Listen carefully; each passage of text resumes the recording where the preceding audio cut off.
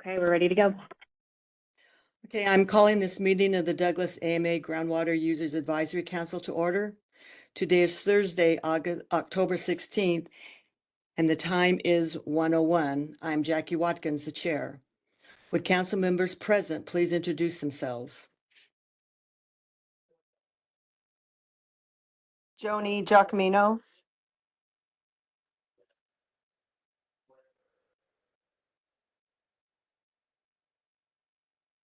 If there's any other council members, you need to unmute yourself.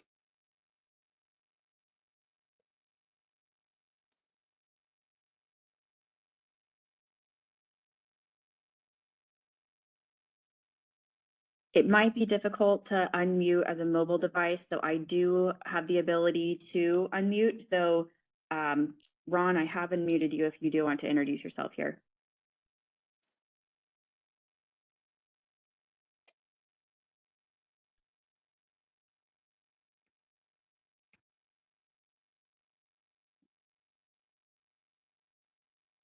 I think Ron is present, but he must be having problems with his computer. Did Ron confirm that he could hear the meeting? Do you know? He didn't. I could call him on the phone and ask him.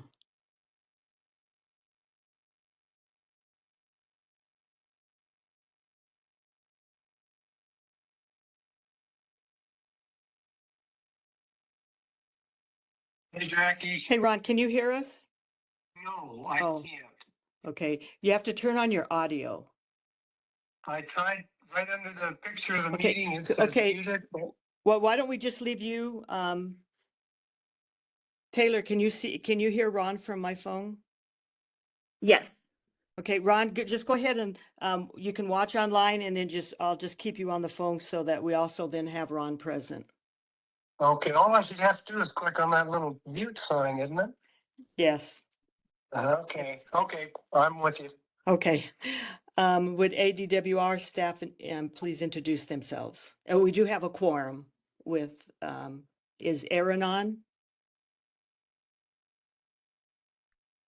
So, but we I do do have not three. see. Okay. Yep. Okay, so we do have a quorum because we do have 3 members present. So if AMA staff would please introduce themselves. Yes, thank you, Jackie. My name is Taylor Pearson, and I am the AMA Programs Team Supervisor. So I oversee our GOAC coordinator, our WMAP coordinator, as well as our conveyances and now relinquishment. Hello, everyone. My name is Olga Hart. I'm the new AMA Director for Establishments and Data. I'm overseeing 2 groups, the establishments team and a group that's working on data and analytics in support of AMA analysis.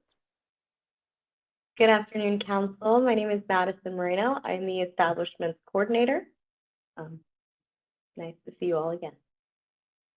Afternoon, my name is David French. I'm the other AMA Director, and I'm in charge of the operations portion. I supervise the compliance efforts and the conservation programs team.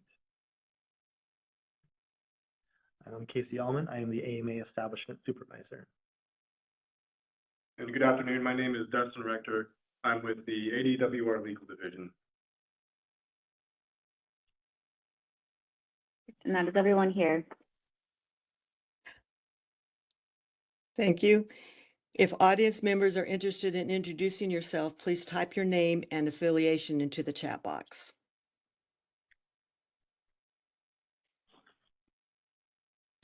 Okay, agenda item 2, meeting logistics. Taylor? Yes, thank you, Madam Chair. And good afternoon, everyone. Before we get started, I would like to go over a few webinar logistics. Members of the council, we ask that you please state your name prior to speaking to ensure clarity in this virtual setting. Members of the public, we ask that you please keep your audio muted during the meeting to help reduce feedback. If you have a question during the meeting, you are welcome to type it in the chat box and it will be read and addressed at the end of each agenda item.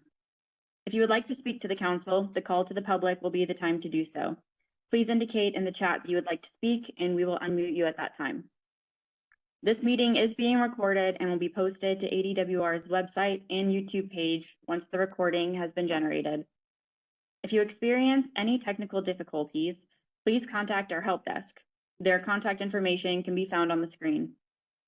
If you would like to be added to the GUAC mailing list to be notified of future GUAC meetings, please send an email to myself at tpearson@azwater.gov. Please state your email to be added to the Douglas AMA GUAC mailing list, and I'll add you there. If you do not include the specific AMA, I will not know which list to add you to. So please make sure you do include Douglas in there. And thank you. That concludes the logistics. Thank you, Taylor. So item number 3, overview of irrigation grandfather rights application process. Madison. Good afternoon, Council. Sorry, we're having some feedback.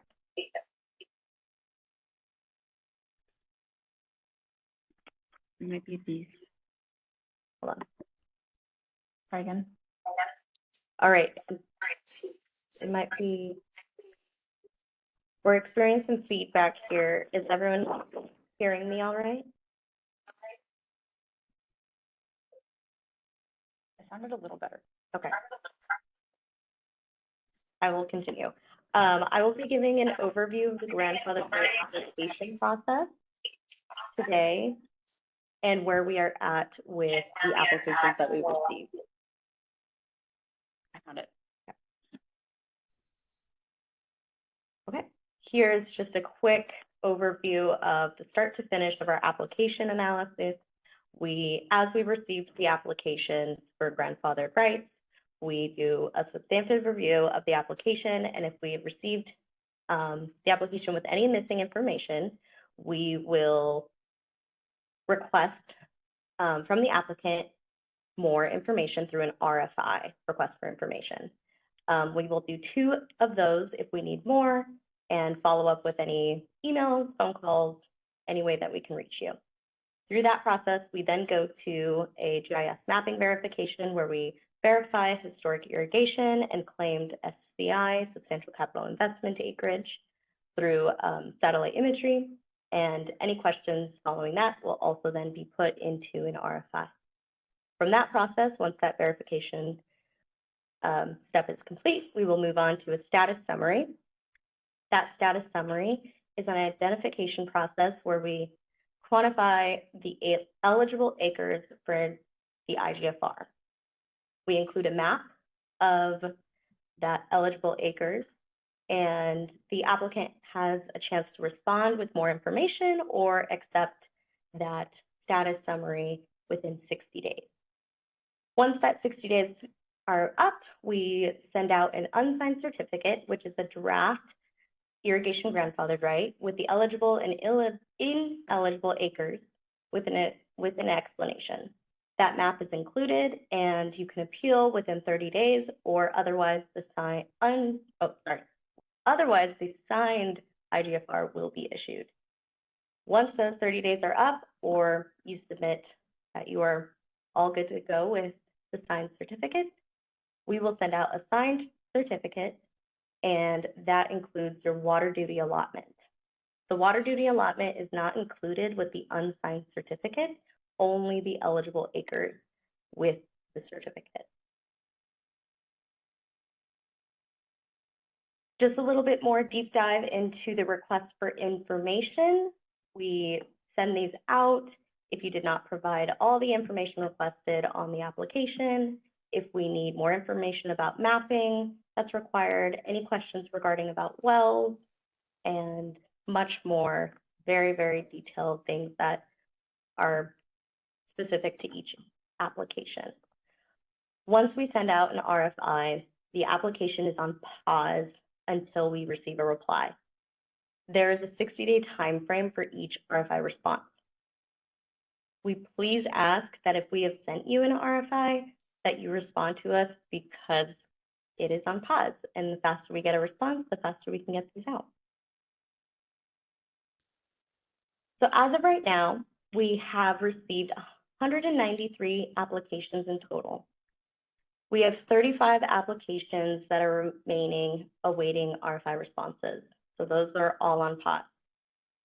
We have 17 applications that are in the GIS processing, and 141 have received status summaries, unsigned certificates, or signed certificates.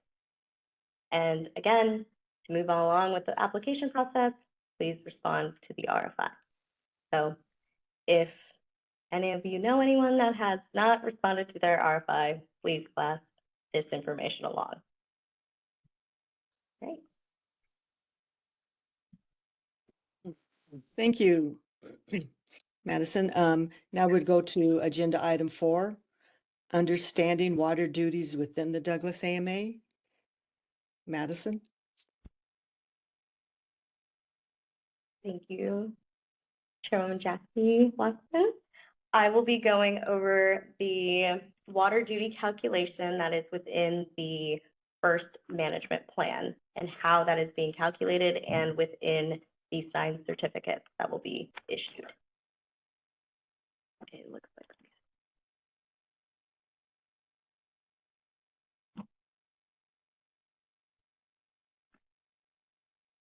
Sorry, we're experiencing some sharing difficulties. We'll get that back up for you right now.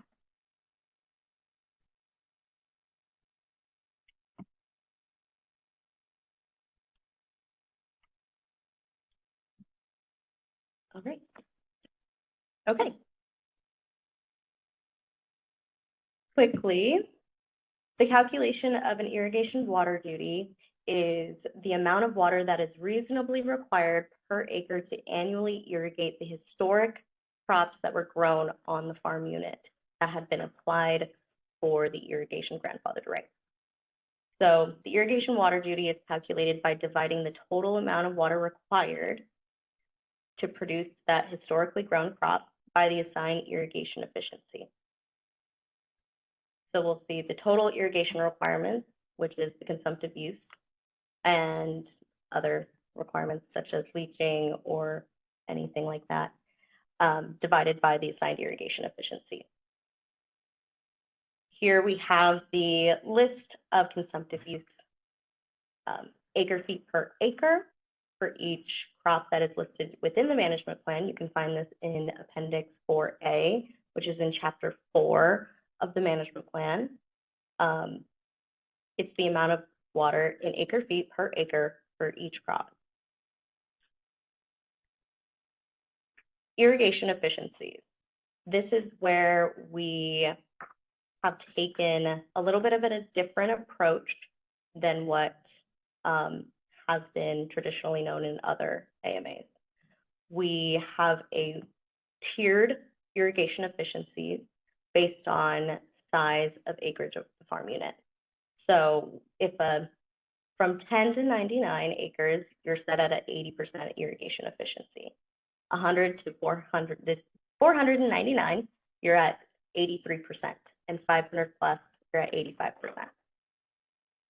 This set irrigation efficiencies with this range was to create an equitable distribution of volumetric reductions of groundwater use.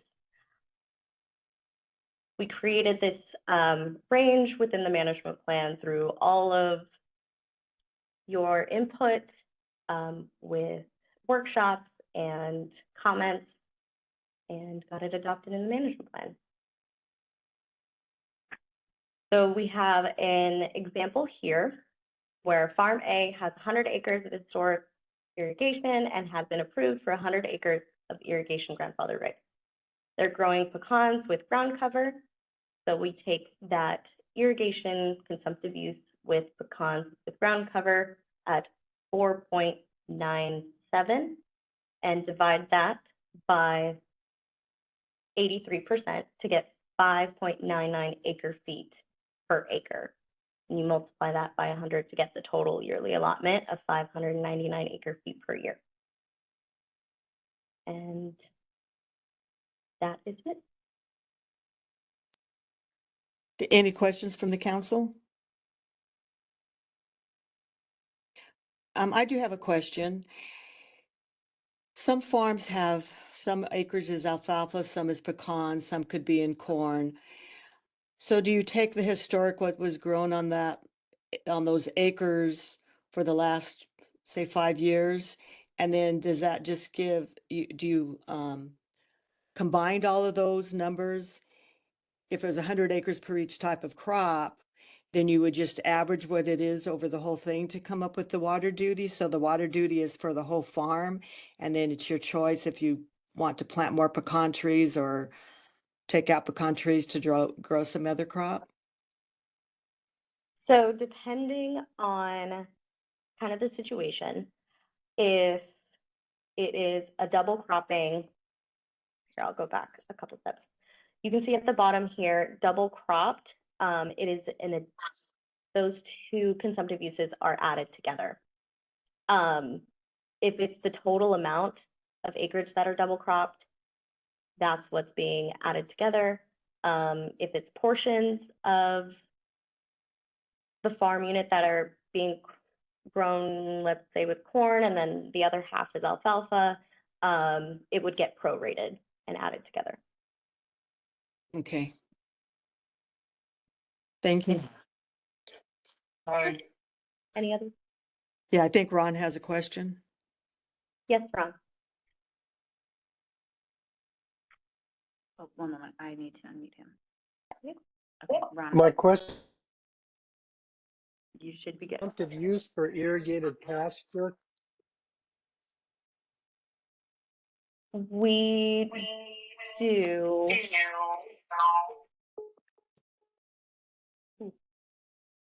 I have that available in my records. So if you have a question for that, I don't have that number on me or in my head right now, but I can send that over if you like.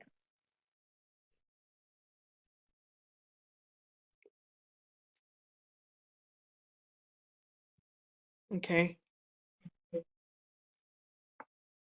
Thank you, Madison. And that agenda item 5 is large industrial and commercial water use overview and management plan, and that would again be Madison. All right. I will be giving a quick overview of new large industrial or commercial users. This is a subsector within the 6th chapter, which is the industrial chapter of the management plan. Quick overview of industrial use and the types of rights within industrial use. There are type 2s, which we call them, are non-irrigation right, which can be sold independently from the land. They are not tied to the land, they are tied to the person. They are based off of the 5 years of non-irrigation use of that water. So any type of non-irrigation water use within those 5 historic periods, and the most amount within those 5 years is the amount of water that type 2 has. A type 1 is a retirement of an IGFR and so the irrigation grandfathered right.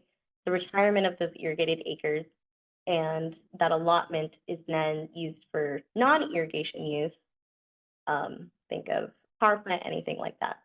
It could be that allotment is equal to the amount that was used for the irrigation acres, or it would be calculated as 3 acre-feet per acre of the retired land, depending on the situation. There is a general use or a general industrial use permit that is available. They are timed, they are not forever rights like type 1s and type 2s. To obtain an industrial use permit, we ask that you contact our wells department to get that process started. There's also a way for industrial use to commence by delivery from a municipality. So municipalities are able to, if they have a service area, right, are able to deliver water for industrial use. So new industrial and commercial conservation program. This is a new program that we created for the Douglas AMA, and it applies to new industrial commercial users that use over 100 acre-feet per year. These operations are for beginning use after January 1st of 27, when the management plan becomes in effect. These requirements, they must prepare and submit a water conservation plan to the director, and that this plan may be combined with other conservation requirement plans. This plan must include estimated use of potential water savings, identification of major water use in areas and conservation measures, employee education programs, and a timeline for implementing these conservation actions. This conservation plan is in effect for the time period of the management plan. And that is really it. I know with questions regarding how new industrial use would be brought into the AMA, this is kind of where that option lies, and regulation would go into this program. Okay, is that dependent on a well that is doing more than 35 gallons a minute, or is that just by type of use, just any industrial use? This would be for that non-exempt purpose. If they are using a new industrial and commercial user that is using over 100 acre-feet per year, it would most likely be under that non-exempt status. Okay, I don't really see it would be possible to use an exempt well to get there. right, okay. And on, can you go back 2 slides? Yeah, oh, no, okay, what, Yeah. thank you. So the type 2, that's the non-irrigation right that can be sold. So if a property owner has a well that they've been you're not using it for irrigation, but being used for construction, say, Mhm. they can sell that quantity of water to somebody else. So it wouldn't really be coming from the well it's always come from. They could take it any place else in the AMA. Yes, so a type 2 can be moved independently from well to well throughout the AMA. It cannot move AMAs, but it can be moved around the AMA, considering it from person to person rather than tied to that land. It doesn't have a land footprint. It does have a water allotment of how much water it can be used. It also can be leased. So you can lease, the owner can lease a portion of that type 2 to another user. However, it cannot be sold as a portion. It has to be sold as the entirety. Okay, thank you. Mhm. Any other questions from the council? Okay, hearing none. Agenda item 6, director's report. David? Thank you, Madam Chair. My name is David French. Like to thank you for the opportunity to speak to you today. I'd like to begin with an organizational update. As many of you know, our former AMA director, Natalie Mast, has moved on to a new role with CAP, and we want to wish her well and thank her for her service. I now have the privilege of serving as one of 2 new AMA directors. My role ensures that the day-to-day operations of the AMAs are running smoothly while also supporting critical programs like the Ag to Urban program. I'd also like to take this opportunity to introduce Olga Hart, who will serve as the other AMA director. Yes, hello, council. Hello, Madam Chair. Pleasure to meet your acquaintance. I'm sorry I couldn't be in person. Like David said, I'm the new incoming director for AMA establishments and data. So under kind of my purview is the establishments team that's taking over creation of new active management areas and new irrigation non-expansion areas. We also have a team that's looking to modernize and improve and support the quality of data that AWR produces specifically for the AMA section. I'm a 2-time Sun Devil. I've been in Arizona since 1998. I'm a civil engineer by training and by registration. And I'm returning to AWR after a 3.5-year stint at the National Laboratory, serving at the U.S. Department of Energy. And I've previously been at the department since 2016, working in the groundwater modeling unit. Did a lot of work in Southern Arizona and Santa Cruz active management area and in the San Pedro. Pleasure to be here. Look forward to working together with you going forward. Thank you, Olga. I also want to highlight leadership related to GUAC operations. Taylor Pearson is serving as the AMA program supervisor and will be overseeing the GUAC process. Our GUAC coordinator position remains vacant at this time. We're actively working to hire a replacement and are well on our way to filling that role. And across the state, a few relevant updates. Following the designation of the Wilcox and Douglas subsequent AMAs, the department is working to establish the regulatory framework and management strategies for these areas. The creation of these new AMAs underscores the importance of strong data management and tools and local input in shaping the future of groundwater regulation across the state. While also at the same time, we know that Arizona's water future is closely tied to the Colorado River. The department is deeply engaged in negotiations with our basin partners and the federal government to develop post-2026 operations and guidelines. The outcome of these negotiations will shape the entire state's water security. Reduced reliance on the river in central Arizona places added importance on the sustainable management of local groundwater supplies. Also, councils like this are invaluable. We recognize that the issues facing Douglas are distinct, and your local insights will guide and shape how we implement policy. A few other highlights. The Governor Katie Hobbs signed a proclamation on Tuesday, October 7th, celebrating the first implementation of the new alternative designation of Assured Water Supply Program, commemorating a new pathway for increasing Arizona's housing supply while at the same time maintaining the vital consumer protections of the state's landmark Groundwater Management Act.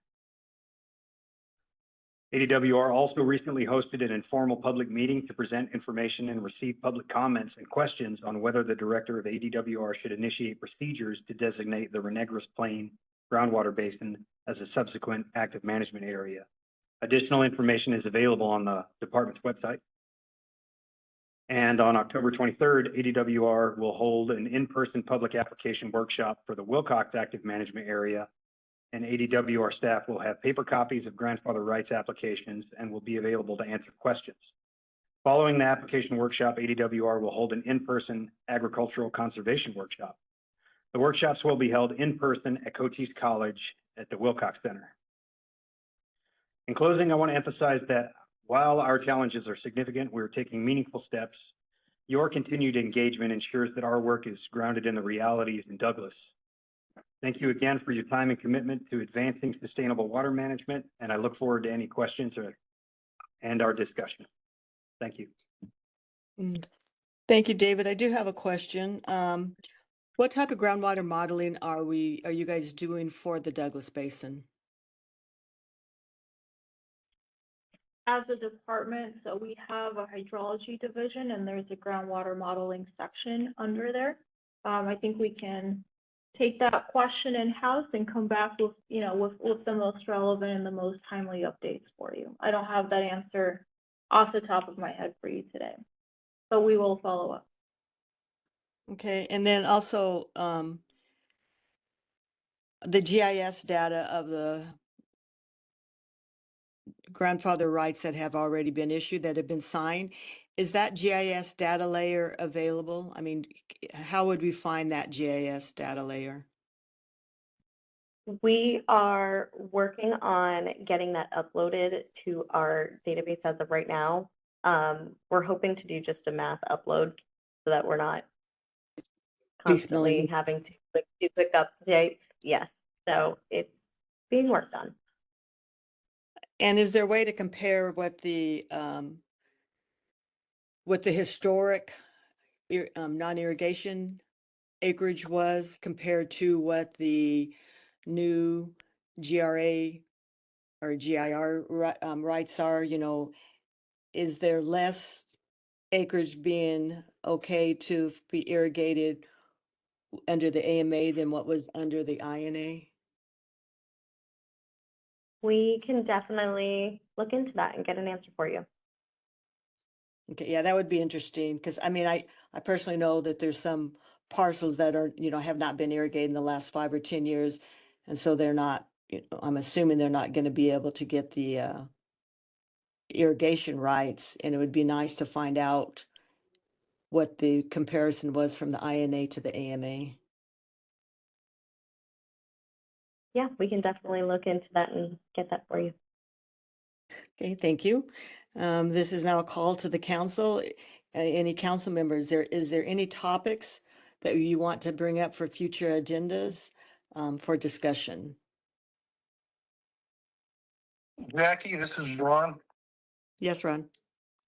I'd like to build on your question about total acres being irrigated, and I've watched the acreage within our AMA. There's a whole lot of acres being irrigated since the AMA initiative has started from what there were since I know of 1982. And I'm very interested in, are we gaining or losing acres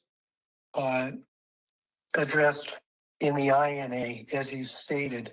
And when will water cuts, if they're going to happen, or the determination be complete? Well, under the or under the AMA, I think we it was, I forgot how many acre feet. It was like at the there was so much acre feet. It's in our plan that was adopted. But that doesn't take effect, I believe, till 2027. I bet. I guess what my question is how many acres? It would be interesting to look back, say 4 years or 5 years, at how many acres were being irrigated within the INA as compared to how many acres are being irrigated since the AMA has been implemented or initiated. Yeah, and I think they'll be able to get us that answer, correct, Taylor and Madison? Yes, Okay. we'll be able to Okay. look into that. Because I do know there were some people that were applying for irrigation rights that had irrigation rights under the INA, even though they hadn't been irrigated, they could get the substantial capital investment. And I believe there's a few people that have would be successful with that. Then Jackie, I apologize for this, but everything cut out on the answer on consumptive use for irrigated pasture. Is that going to be addressed, or will it just use what they had there? I think it's in our management plan. It's just that they didn't have it right at their fingertips to be able to do it. Am I right, Madison? Is that in the management plan, the consumptive use for permanent pasture? For pasture, I have that number available, but I will get that to Ron for sure. Okay. I'll be able to get that to the council. And then my last question is a curiosity question within the Douglas AMA. There's been some conjecture as to whether Rucker Canyon watershed was part of the Douglas INA or the Wilcox AMA. Sorry, AMAs. So the watershed, the Rucker watershed, surface watershed flows to the Douglas, but the groundwater is to the Wilcox. There's two different, it's two different, and the groundwater watersheds were done, I think in 1980 or before that. I mean, that was something that was done a long time ago. But the surface watershed, Rucker does flow through Elfrida, so the surface watershed, which does not coincide with the groundwater watershed. Okay. Or, Thank you, Jackie. That's all I had. okay, thank you. If there's no more questions from the council, this is a time to, oh, go ahead. A call to the public. Is there any publics? If you put in the chat, they can't unmute you then.